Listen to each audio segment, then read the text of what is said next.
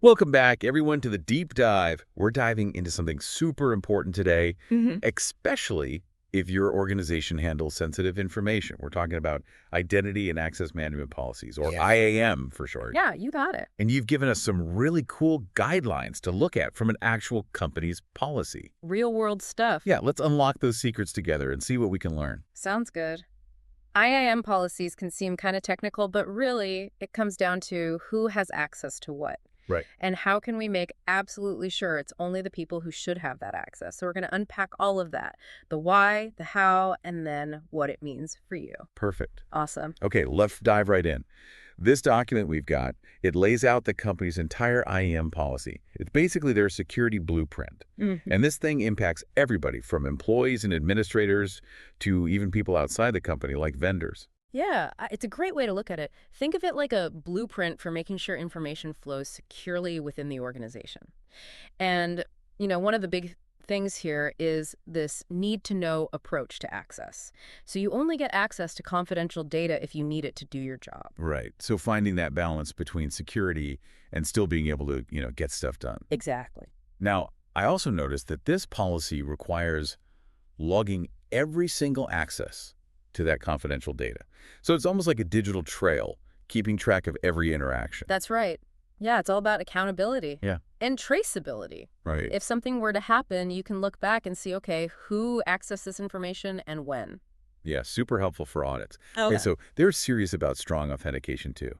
They have a whole section on strict password standards, and they even require multi-factor authentication for anyone with admin accounts. Oh, for sure. So clearly they're not messing around. Absolutely. Wow. Because, if those accounts are compromised, that could be a really big problem. So that extra security of multi-factor authentication is critical. Okay, this is where things get interesting for me. They strongly encourage giving access to groups, not individuals, whenever possible. hmm Is there something more to that than just making life easier for the IT team? Yeah, it's definitely more strategic. Okay. It does make it easier for IT, but think about it from a compliance audit perspective. Hmm. Trying to prove who has access to what, if you're managing permissions on an individual level, it's really, really difficult. Uh-huh. But if you're using group-based access, you can quickly show, look, everyone in this group needs access because of their job role. That's a good point, yeah. Right. And I guess it reduces the chance of giving access to the wrong person by accident. Absolutely. Okay, so we've got logging, strong authentication, group-based access. Now, there's a whole section here on account management, hmm how accounts are created, changed, and disabled. I'm guessing this is especially important when, say, an employee leaves the company. It is, because you don't want a former employee still being able to access sensitive data. This policy makes sure that access is revoked right away, which is really important for security. Makes sense. It's Mhm. like having a process for taking away their digital keys when they walk out the door. Exactly. Now, I'm seeing some really specific stuff here, too, like automatic screen locks, secure logon procedures, guidelines for remote access. Why such a focus on these seemingly small details? Well, they're not small details. I mean, a weak password or a computer that's left unlocked, those can be all it takes for an attacker to get in. Yeah. So this policy is all about making sure there's no confusion about what everyone needs to do. It's almost like building a security-focused culture, Yeah. not just relying on technology to do all the work. Right, you need both. And, speaking of external folks, they even have a section dedicated to vendors. They outline how vendors should get access and how that access is monitored, which is really important because vendors often work with some pretty sensitive stuff, right? They do, yeah. So balancing that need for vendor access while keeping things secure, it can be tricky. Oh, for sure. This policy gives you the framework to do it right. Okay, so far we've got logging, authentication, vendor access. Yeah. What else stands out to you as a key part of this policy? I think the focus on personal responsibility is huge. Before anyone gets access to anything, they have to sign that they understand the company's information security policy. Uh-huh. So no more "I didn't know" excuses. That's a great point. They're really making it clear that this isn't just some document you ignore. Everyone has to follow it. It's like a contract, yeah. Now, speaking of IT support, it looks like they have their own rules to follow, especially when it comes to those admin accounts we talked about. Yeah, those are powerful accounts, so they need extra protection. What kind of protections does the policy put in place for those? Well, first off, multi-factor authentication is a must for any admin login. That's huge for security. But it goes further than that. The policy also says admin accounts should only be used for tasks that are directly related to that person's job. So no browsing social media while logged in as an admin. Makes sense. Right. Those accounts are too powerful to be messing around with. And what about shared accounts? I know those can be a security headache. Yeah, the policy knows that sometimes you can't avoid shared accounts, so they set some pretty strict rules. Anytime a shared account is used, it has to be documented and approved by the owner of that information resource. Uh-huh. And to keep people accountable, they need things like detailed logging. Okay, so even if they can't completely get rid of shared accounts, they're doing what they can to manage the risk. Exactly. I like that they emphasize least privilege, too, which I think is a really important security principle. It is. It means giving people the minimum level of access they need to do their job, which minimizes the damage if something goes wrong. Yeah, it's like damage control. And it probably makes it easier for IT to manage all those permissions. Yeah, it's more efficient for everyone. Okay, so it looks like they don't just set this policy and forget about it. Mm. They require that all the user accounts and access rights are reviewed and reconciled at least once a year. Why is that so important? Well, think of it like a checkup for your security. People change jobs, you get new systems, and the threats out there are always changing. Yeah, that's true. So those reviews make sure that everyone still has the access they need, and they help spot any potential problems before they turn into a real security breach. So being proactive. Exactly. I like that. Yeah.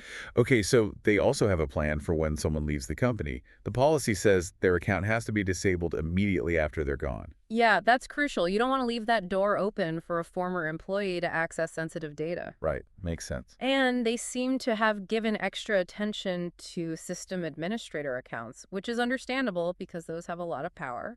Definitely. Those are the accounts you want to keep extra secure. For sure. What kind of rules do they have for managing those? Well, for systems that only have one admin, they require a password escrow procedure. Right. That means someone else can get into that account if there's an emergency, like if the main admin is suddenly unavailable. Right. And to keep things transparent, they also require independent audits for system administrators. So they're not just taking it on faith that they're doing the right thing. Yeah, I like that. They have a system of checks and balances. So even the people with the most access are still held accountable. Exactly. And that's really important. Okay, so we're starting to get a really good picture of how this organization approaches security. It's not just about one thing, it's about layers. Yeah, it's like an onion. They're looking at the technology, the processes, and even how people behave. Right. They're creating a culture of security. It's not just about having the right tools. It's about everyone understanding their part in keeping things safe. This is great stuff, Yeah. but we're just getting started. Right. We're just scratching the surface. There's so much more to this IAM policy. Like, how do they handle authentication beyond just passwords? And how do they secure remote access in today's world where so many people are working from home? Oh, great questions. We'll be right back after a quick word from our sponsors to dive into all that and more. Welcome back to the Deep Dive. We're still exploring this company's IAM policy, and I'm excited to get into some of the more, well, the finer points that make it so effective. Yeah, let's jump back in. One thing that really struck me was how this policy doesn't just lay down the law. It actually gives you, like, practical guidance. Right. So, for example, they have specific instructions for IT support if they need to reset somebody's password. Oh, that's a good point. That's all about consistency and reducing risk, even for something routine like that. Right. The policy actually says that IT staff, they have to verify the user's identity, make sure the new password meets all the complexity rules, and then they have to force the user to change that password the first time they log in. So it's not just, here's your new password, go nuts. Exactly. There's a whole process. I was impressed by that level of detail. And speaking of details, let's talk about remote access. Okay. This has got to be a big deal now with so many people working from home. It is. It is. This section is all about extending that company's security wherever their employees are working from. Right. So they say you have to use approved remote access methods, which means things like encryption, data encryption, and of course we've seen this throughout the policy, multi-factor authentication. Yeah, so it's not just work from home, it's work from home, but do it securely. Exactly. Exactly. And they don't stop there.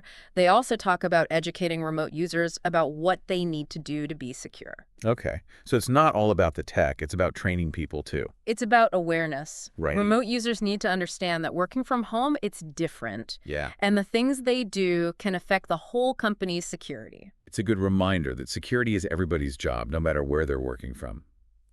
And, speaking of that shared responsibility, the policy specifically says users can't share their passwords, not even with IT support, Oh, absolutely not. which seems kind of counterintuitive. It does, but even something that seems harmless like that, Okay. it can really create a security problem. Right. This policy is about reminding people that everyone has to play by the rules to protect this sensitive information. Okay, let's switch gears a bit and talk about inactive accounts. Okay. The policy says that accounts that haven't been used for a while, they have to be disabled. Why is that? It's about minimizing risk. Okay. You don't want those accounts just sitting there, potentially open to someone who shouldn't have access.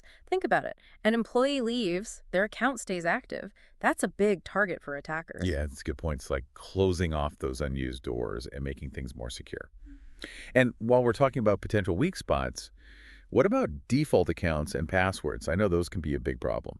Huge. The policy is super clear about this. Any default passwords, like the ones that come with a new system or piece of software, they have to be changed right away. Yeah, it sounds like common sense, but I bet it's one of those things that gets overlooked surprisingly often. All the time. Leaving those default passwords in place is like leaving a welcome mat out for the bad guys. Exactly. So I'm glad they addressed that directly. Okay, let's get a little more technical now. What about special access accounts? These are the ones that have higher level privileges, so I imagine they need extra protection. Oh, for sure, for sure. The policy says all those accounts, they have to have detailed documentation, like instructions for how to manage them, and really importantly, how to authorize access. And of course, multi-factor authentication is a must for any login. So it's all about adding layers of security for those accounts that can do more. And I see it also says those special accounts, they should only be used to do tasks that are part of that person's job. Absolutely. No online shopping with those admin privileges. Right. Those accounts are powerful. Got to use them responsibly. Okay, speaking of accounts, let's talk about the elephant in the room, shared accounts. I know those can be a bit of a security nightmare, but the policy does recognize that sometimes you can't avoid them. Right. There are situations where you need them, but even then, there are strict rules. Okay. Using a shared account has to be documented, approved by the right person, and then you have to have those extra controls in place, like detailed logging. So it's not a free-for-all. There are safeguards to make sure you know who's doing what, even when multiple people share an account. Exactly. You've got to maintain accountability. I like how they keep coming back to that least privilege idea. Oh, it's fundamental. It really helps limit the damage if something does go wrong. It does. If you only give people access to what they absolutely need to do their job, then if that account gets compromised, the impact is much smaller. It's like containing the damage. Hmm. I'm also really interested in how they handle periodic reviews. They say that user accounts and access rights, they have to be reviewed and reconciled at least once a year. Right. Why is that so important? Think of it as a health check for your security system. Okay. People change roles, you get new systems, the threats change. These reviews make sure that the access people have still matches what they're supposed to be doing. Yeah. And they help you find any gaps in security before they become a big problem. So it's about staying ahead of the game. Exactly. Being proactive. Okay, so they've also covered what happens when someone leaves the company.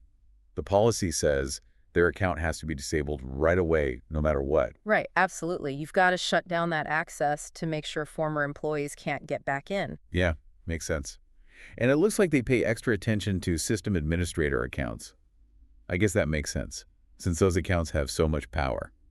Makes sense. Those are the keys to the kingdom. What kind of special rules apply to those? Well, for systems with only one administrator, they require something called a password escrow procedure. That way, if that admin suddenly isn't available, someone else can still get in if there's an emergency. And then, to keep things transparent, they also have independent audits for system administrators. So it's not just, trust us, we're doing the right thing. Right. Someone else is checking to make sure they're following the rules. Yeah, it's a good system of checks and balances. Yeah. So even the people with the most access are still being held accountable. Exactly. Accountability at every level. This policy is really shaping up to be a well-thought-out document. It's clear they've covered all the bases, but we're not quite done yet, are we? Not even close. There's still more to explore, like how they handle authentication that goes beyond just passwords and how they secure remote access now that so many people are working from home. Welcome back to the deep dive. As we wrap up looking at this company's IAM policy, I'm really impressed with how thorough it is. They've thought about pretty much everything when it comes to creating a secure environment. It's a great example of how an IAM policy can be the foundation for strong security. They didn't just try to check off the compliance boxes. Right. They built a framework that can adapt and handle challenges. Absolutely. Yeah. And it's not just about the tech. It's about creating a culture of security. Yeah. The policy makes it clear that security is everybody's responsibility, not just the IT department. That's a huge takeaway. It's not just tools, it's mindset. Right. Everyone in the company has to understand how they protect sensitive information. That's how you build a truly secure environment. Okay, now let's think about how fast technology changes. There's always some new threat or vulnerability popping up. Yeah. How does this policy deal with keeping up with all that? Well, one thing that stood out to me was their focus on continuous improvement. Go. They don't want this policy to be static. It needs to evolve as technology and threats change. Makes sense. They even talk about reviewing and updating the policy regularly so it stays effective even as things change. That's smart. Yeah. The world of cybersecurity is always moving. What worked yesterday might not be enough tomorrow. Right. It's a journey, not a destination. This company gets that, and they built a process for continuous improvement right into their policy. Now let's zoom out a bit. This policy isn't just about protecting data, it's about building trust too, right? It's absolutely. If you have a strong IAM policy, it shows your customers, partners, everyone that you're serious about security. Yeah. It builds confidence, reinforces your reputation. And these days, with data breaches and all the cyber attacks we hear about, that trust is really important. It can even be a competitive edge. Right. Customers are getting smarter about data security and privacy. If you have a solid IAM policy, you're more likely to attract and keep those customers that care about those things. So as we wrap up this deep dive into the IAM policy, what's the key takeaway for our listeners? Well, I think the most important thing is this. A well-defined IAM policy is like the foundation of a secure organization. It's not just about checking boxes for compliance, it's about creating that security culture we talked about. Everyone in the organization needs to understand their role in protecting information. It's about building trust with your customers and partners, showing them that you take data security seriously. And don't forget, this is a journey, not a sprint. Threats will change, new technologies will emerge, and your IAM policy needs to keep up.